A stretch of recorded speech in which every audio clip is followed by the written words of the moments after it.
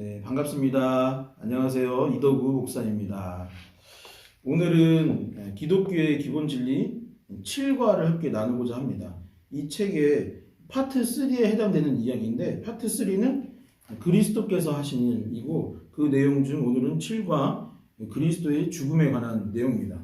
그 앞과의 내용을 먼저 한번 잠깐 볼까요? 앞과의 내용들을 보면 무엇이냐면은 인간의 상태가 파트 2의 이야기입니다. 그래서 죄의 실상과 성격, 그리고 죄의 결과를 함께 나눴는데요.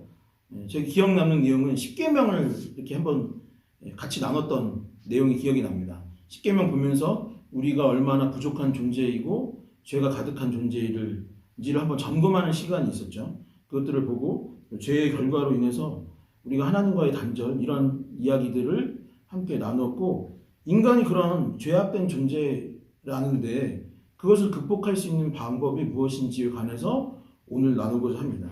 그리고 그 방법이 우리의 노력이나 우리의 어떤 공로로 인함이 아니라 예수 그리스도께서 하신 일을 통하여 우리가 구원을 받은 일들을 함께 나누고자 합니다.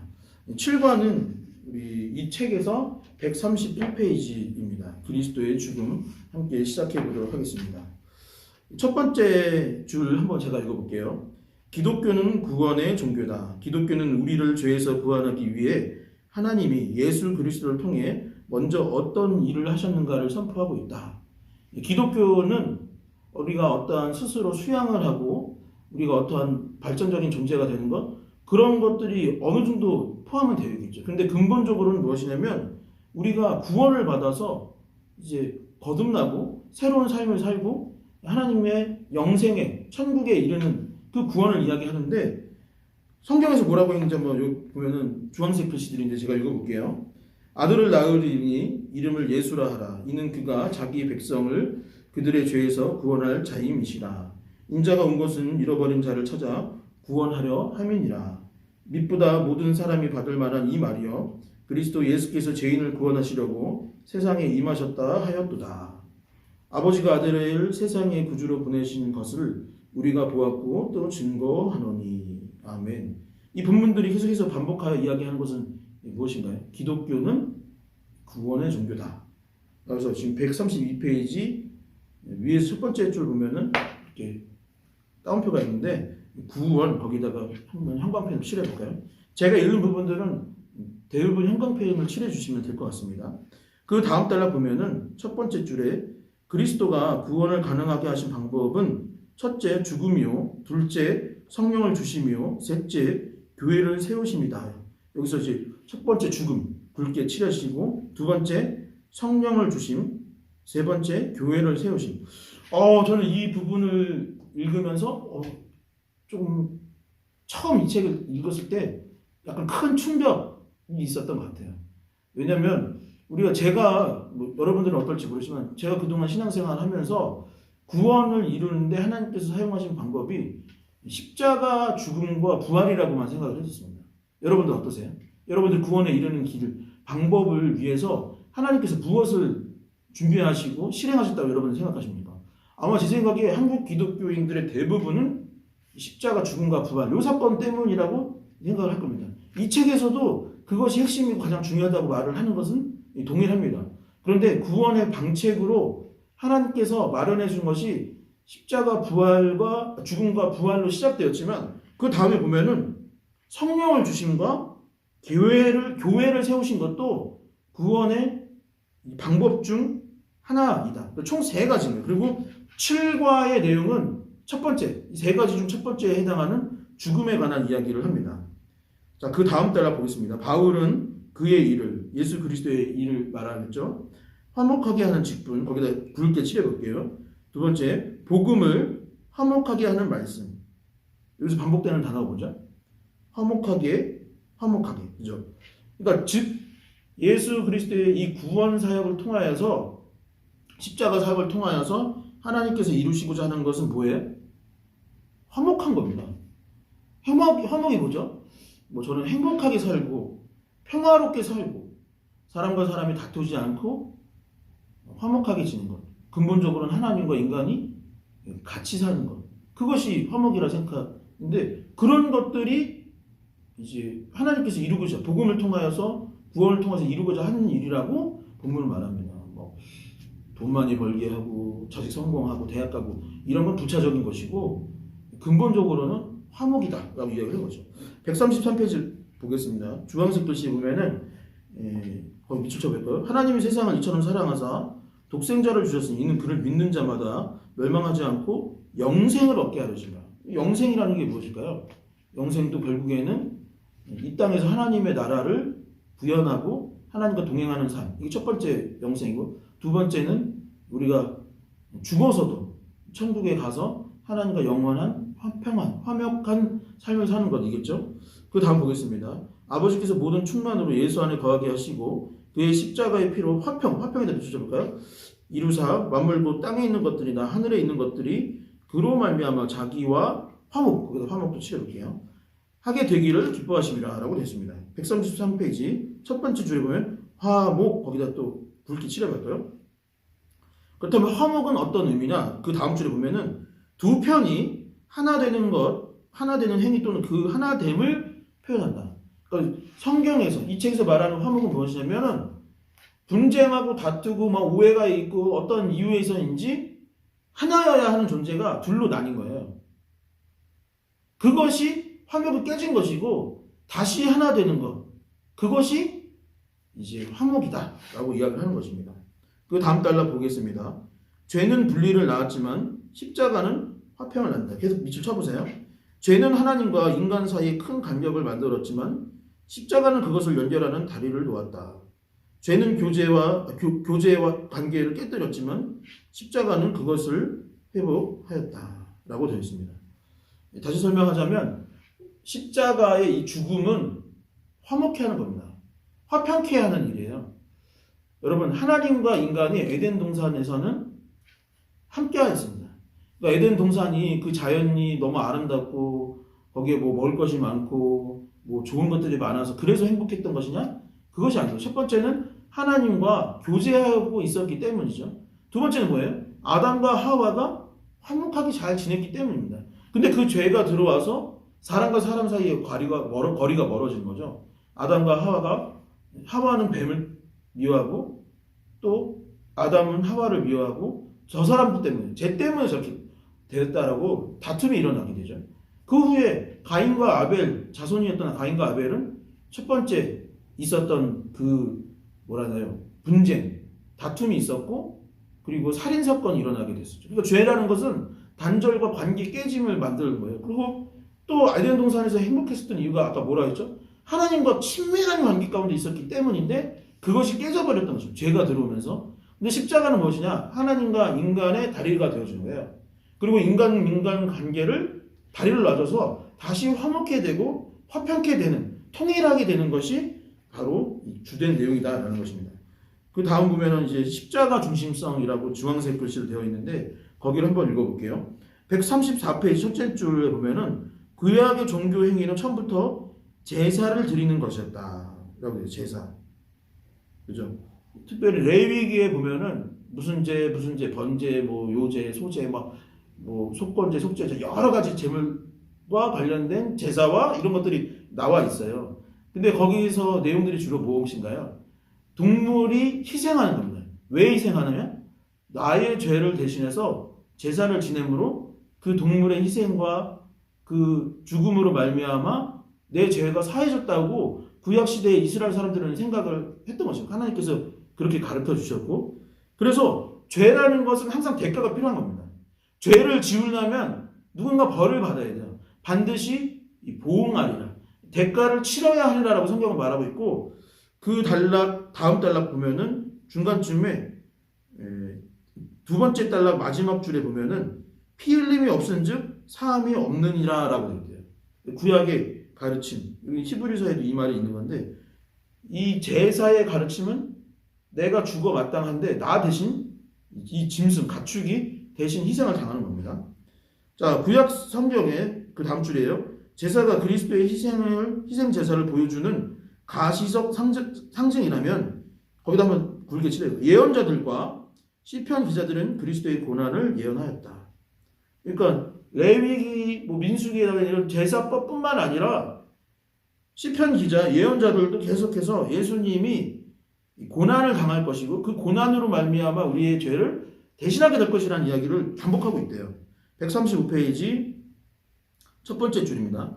그는 여호와의 고난을 당하는 종으로 멸시받고 질고를 아는 자이며 다른 사람의 허물을 위해 찔리고 다른 사람의 죄악을 위해 상하며 도수장으로 끌려가는 양처럼 끌려갔고 많은 사람의 죄를 졌다고 묘사하고 있다. 이사야 53장 내용인데 이 고난의 종의 노래 이렇게 이야기를 합니다. 그러니까 그가 찔림으로 말미암아 우리가 나음을 받는 거죠. 우리가 받아야 될 그 죄를 예수 그리스도에 누구에게? 예수 그리스도께서 대신 지시고 핍박과 고난을 당하셨다라고 계속 성경을 말하고 있는 겁니다.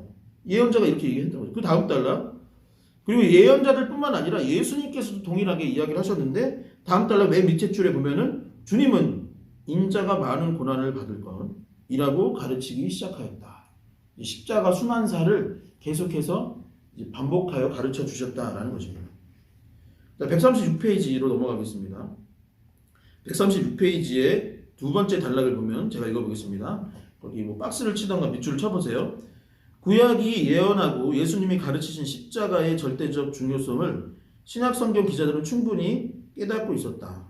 복음서 기자들은 예수님의 생애와 사역에 비해 지나칠 정도로 많은 지면을 그의 마지막 주간과 그 일주일을 말하는 거죠. 예수님 그 십자가 달려주신 그 십자가 일주일과 죽음에 관해서 굉장히 많은 분량을 했대요. 그러니까 마태, 마가, 누가, 요한복음을 대표적으로 봤을 때 대부분의 내용이 꽤 많은 분량이 예수님 십자가에 집중하고 있다는 거예요. 마태복음은 40%, 마가복음은 60%, 누가복음은 33%, 요한복음은 거의 50%를 예루살렘 입성과 승천 사이의 사건에 할애하고 있는 것이다. 특히 요한복음에는 뚜렷하게 나타나는데 이 복음서는 절반으로 나뉘어 표적의 책과 순환의 책으로 불린다라고 되어 있어요. 그러니까 고난에 관한 것, 우리의 죄를 대신한 부분, 그 죽음에 관한 내용이 대다수이다라는 것입니다. 138페이지 두 번째 달라 보겠습니다. 십자가는 우리의 믿음의 상징이다. 기독교 신앙은 십자가에 못 박힌 그리스도에 대한 신앙이다 라고 되어 있습니다. 그러니까 기독교에 있어서 십자가 죽음과 부활을 빼면은 사실은 아무것도 거의 남지 않는 거예요. 왜냐면 뭐 4대 성인, 3대 성인들의 삶을 보면은 예수님과 비슷한 면들이 많이 있습니다.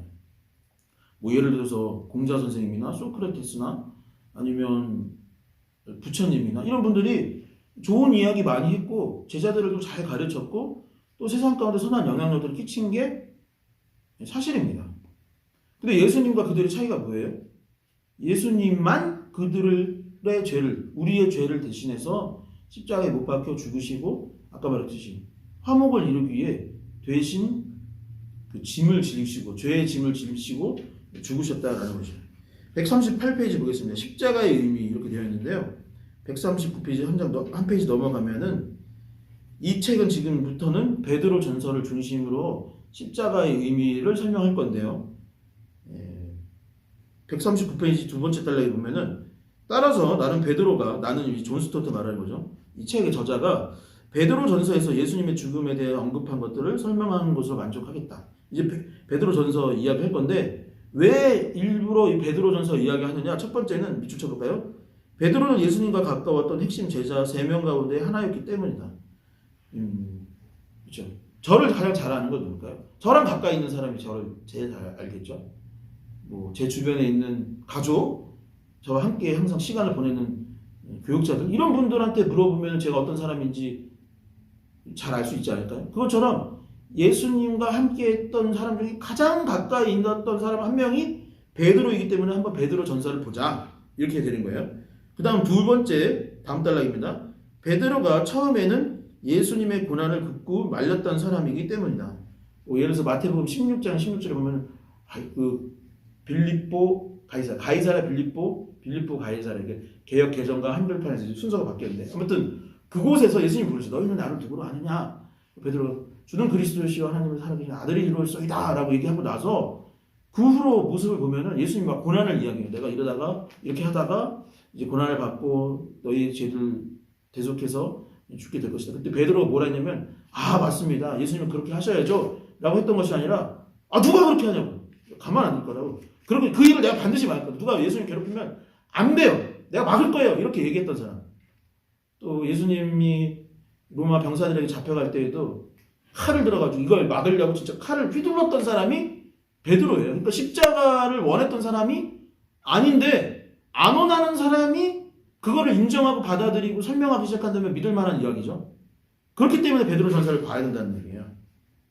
자, 그 다음 페이지 보겠습니다.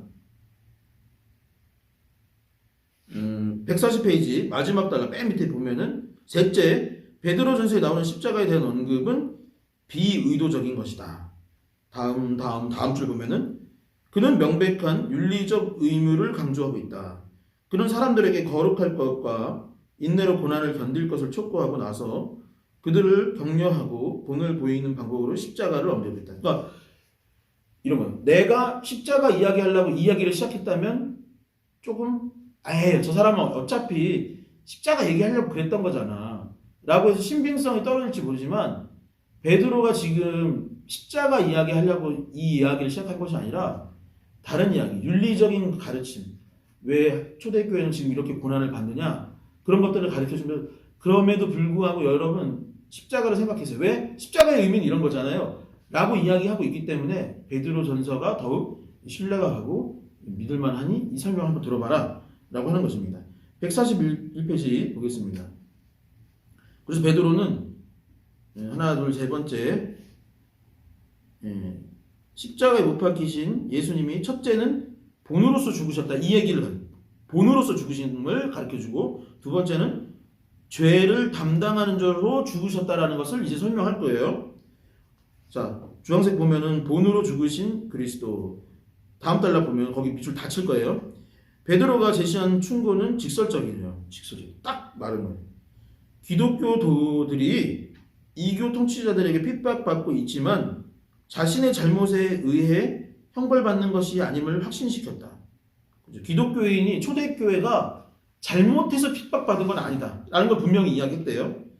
죄가 있어 매를 받고 참는 것은 칭찬받을 일이 못되므로 의를 위해 고난받는 그리스도의 이름을 위해 치욕을 감수하라는 것이다. 그들은 복수는 물론 저항해서도 안 된다. 복종해야 한다. 억울한 고난을 인내로 참는 것이 하나님이 칭찬하시는 것이었다. 그때 갑자기 베드로의 마음에 십자가가 떠올랐다. 이 초대교회 상황을 이야기하면서 어떻게 우리가 이 고난을 받아들일까?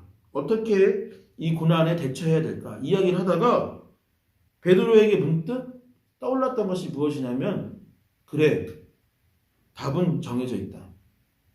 십자가다. 예수 그리스도를 생각하자 라고 한 거예요. 자, 그 주황색 글씨 보면 베드로전서 2장 21절에 있는데 그리스도도 너희를 위하여 고난을 받으사 너희에게 본을 끼쳐 본에다 이렇게 표시를 해볼까요? 그 자취를 따라오게 하려 하셨느니라. 자, 142페이지 보겠습니다. 두 번째 달락에 보면 그리스도는 우리에게 본을 보여주셨다. 베드로가 여기서 사용한 본이라는 것은 무엇이냐면 여기에는 이렇게 써 있어요. 선생의 습작책. 그러니까 어떤 글쓰기를 할 때 잘 쓰려면 뭐냐면 자기 스승의 글을 습작 베껴 써야 된다는 거예요.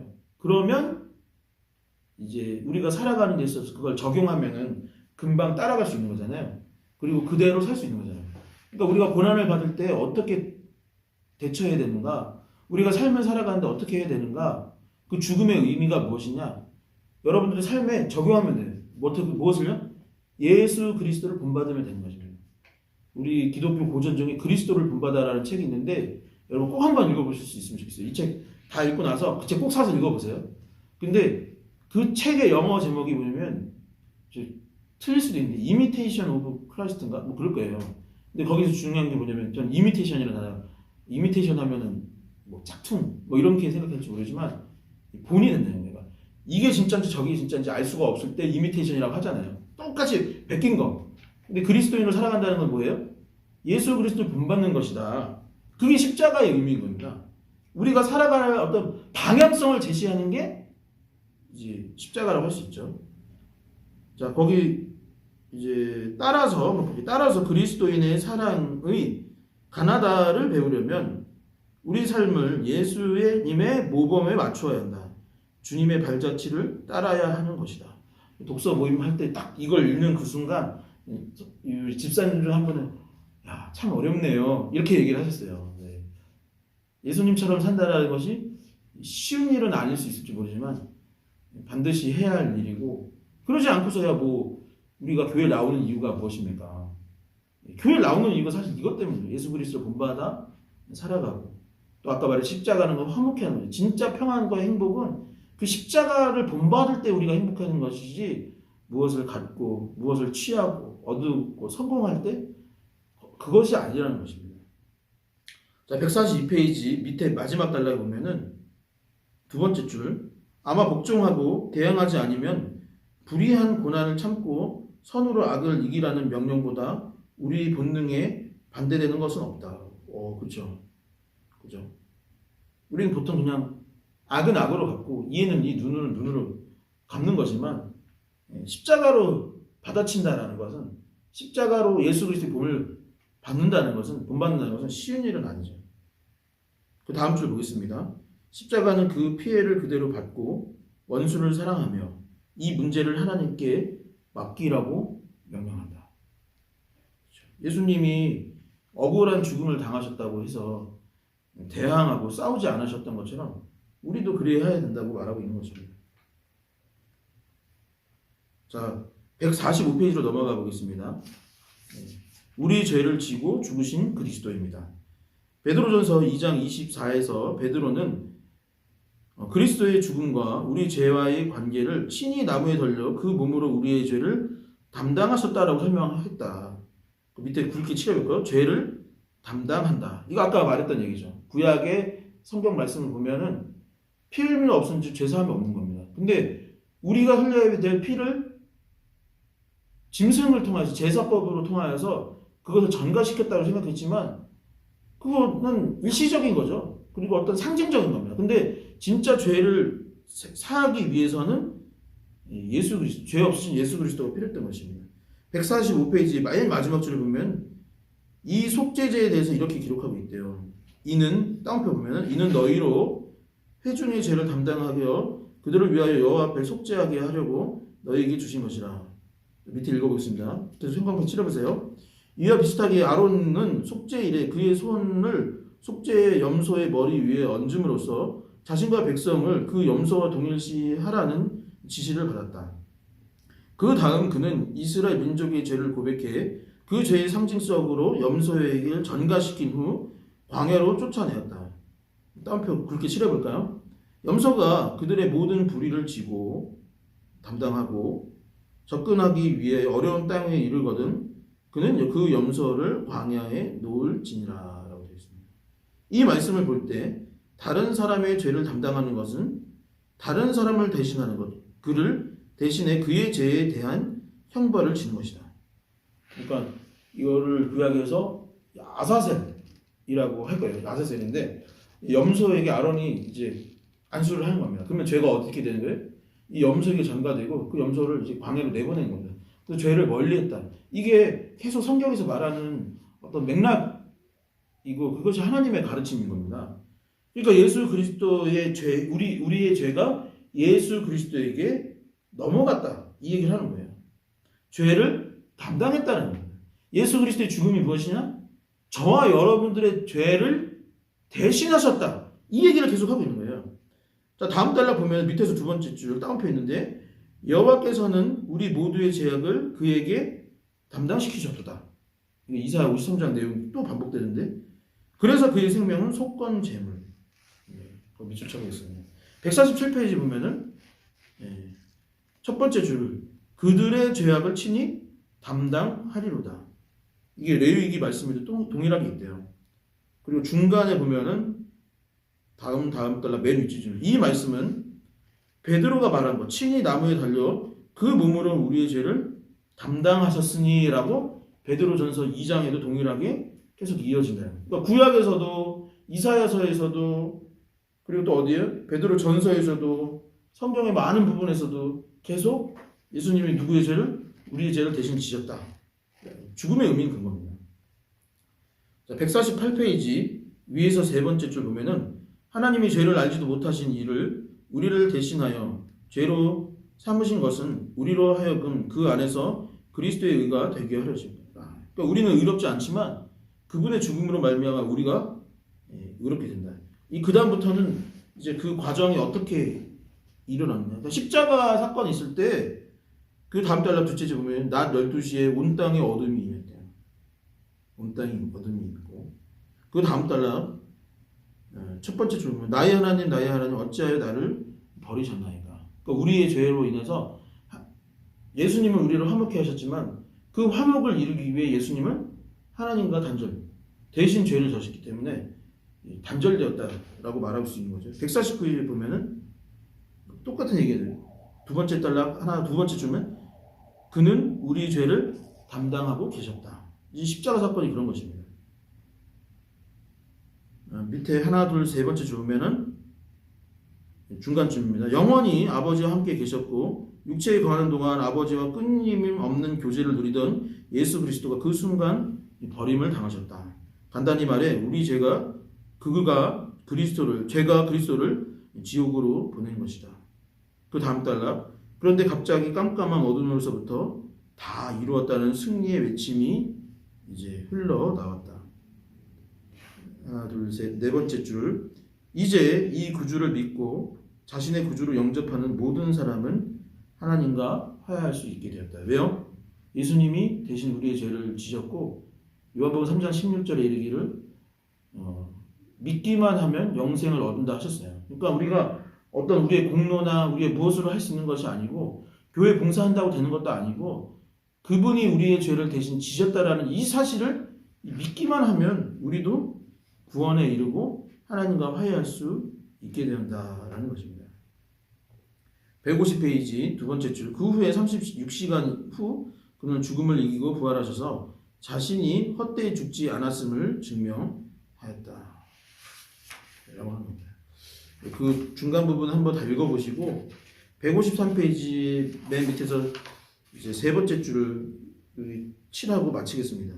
죄는 우리를 하나님에게로부터 분리시켰다. 그러나 그리스도는 우리를 다시 하나님께로 복귀시키기를 원하셨다. 그리하여 그는 우리 죄를 대신하여 고난을 당하셨다. 죄가 없으신 구주가 범죄한 죄인들을 위해 죽으신 것이다. 그리스도는 이 일을 단번에 이루셨다. 따라서 그가 이루신 일은 반복될 수도 개선될 수도 보완될 수도 없다. 십자가 사건은 어떤 일이에요? 완벽한 거예요. 완벽한 거. 이제 추가로 필요한 것이 없는 것입니다. 성경은 추가로 무엇이 더 필요하다고 얘기하지 않습니다. 자꾸 이상한 사람들이 더 해야 된다고 막 얘기하죠. 뭐 해야 된다고 뭐 해야 되고 뭐 훈련 받아야 되고 훈련 받아야 되지만 이상한 훈련 막 하는 사람들 있잖아요. 뭐 갖다 바쳐야 돼요. 그런 것이 아닙니다. 예수님은 우리를 너무나 사랑하셨고 우리의 본이 되어 주시고 우리를 대신해 십자가에서 죽으심으로 말미암아 우리를 구원에 일으키셨다. 그리고 결과적으로 무엇이에요? 화목하게 위해 하나님과 우리의 관계를 회복시키고 인간과 인간의 관계를 회복시키기 위한 이 십자가를 허락해 주셨다라는 것이 7과 그리스도의 죽음에 관한 이야기입니다. 네, 긴 영상 시청해 주셔서 감사합니다. 8장에서 다시 찾아뵙도록 하겠습니다. 감사합니다.